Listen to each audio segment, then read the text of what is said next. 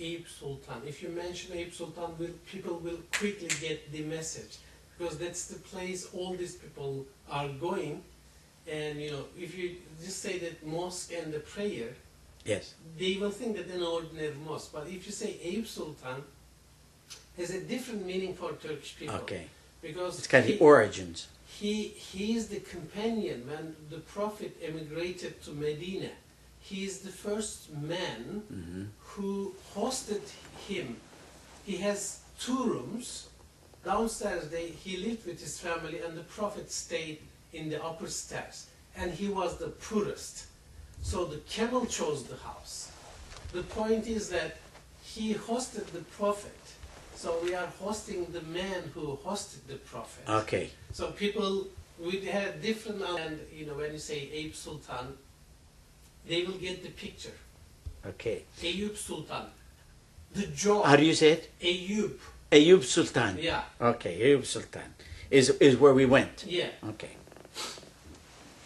So if you put in that context, people understand Okay. the importance of going to Istanbul and first visiting the first man who hosted the Prophet.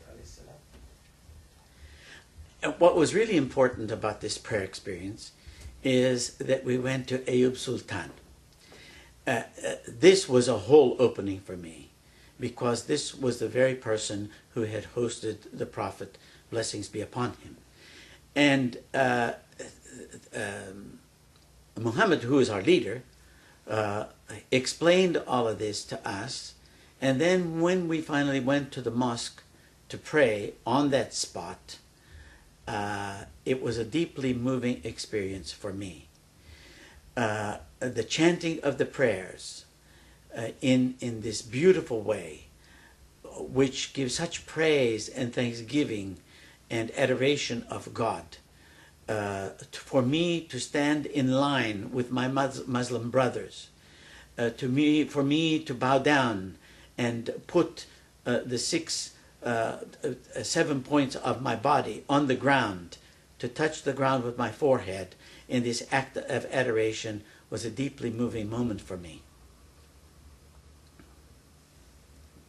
You want me to say something else? No, just go naturally. Oh, was what I became aware of at that moment was that this trip was not going to be a sightseeing trip. This trip was going to be different than any trip that I had ever taken. This trip was turning into a pilgrimage for me. I haven't had the honor of being able to make a pilgrimage to Mecca. But this was for me the introduction to such a way of living out a pilgrimage together with the Prophet. We went to several key places which spoke to me very, very deeply. On the first day that we were there, we visited the Catholic Center for Interfaith Dialogue, which is, as you know, led by Father Morovich, who is the Catholic representative in Istanbul. When we went into this house, I had no awareness that I was going to be staying in the house where Angelo Roncalli, who became Pope John the 23rd, had lived when he was the Apostolic Nuncio to Turkey. He lived there for 10 years as the Apostolic Nuncio. And when he first went in, as I read his life, the roof on the house was leaking, the windows were not shut, it was cold, they had no heating in the house, he had to do all of these repairs in order to make it livable for himself. And the first thing he did was to dedicate himself to learning Turkish, so that he could really relate to the people. Over those 10 years, Angelo Roncalli became the brother to the Turkish people. In fact, he talks about the depth of his love for the Turkish people. And in fact, during one of the major earthquakes, he was one of the persons most instrumental for getting many supplies sent to the people who needed blankets, who needed clothing, who needed food. And when he wrote to the Pope in Rome, he asked him to send these supplies to help the people who were in need. The Turkish people never forgot that. And on the day that he was leaving, and he was reassigned, he was going to go to Paris as the nuncio there, the people lined the streets from his house down to where he had to get the train, and they stood there holding candles. And he was very, very deeply moved by this because of this outpouring of affection for him. Later on, when he became the Pope, when he was elected Pope, the Turkish people sent a very large delegation saying that now we have a Turkish Pope. So you can see the wonderful bond that was built there by Angelo Roncalli, who became John the 23rd. And I was honored to meet Father Morovich, who continues to lead that particular center. And we were taken into the chapel where Pope John the 23rd prayed, where John Paul II came to pray, where Paul VI came to pray.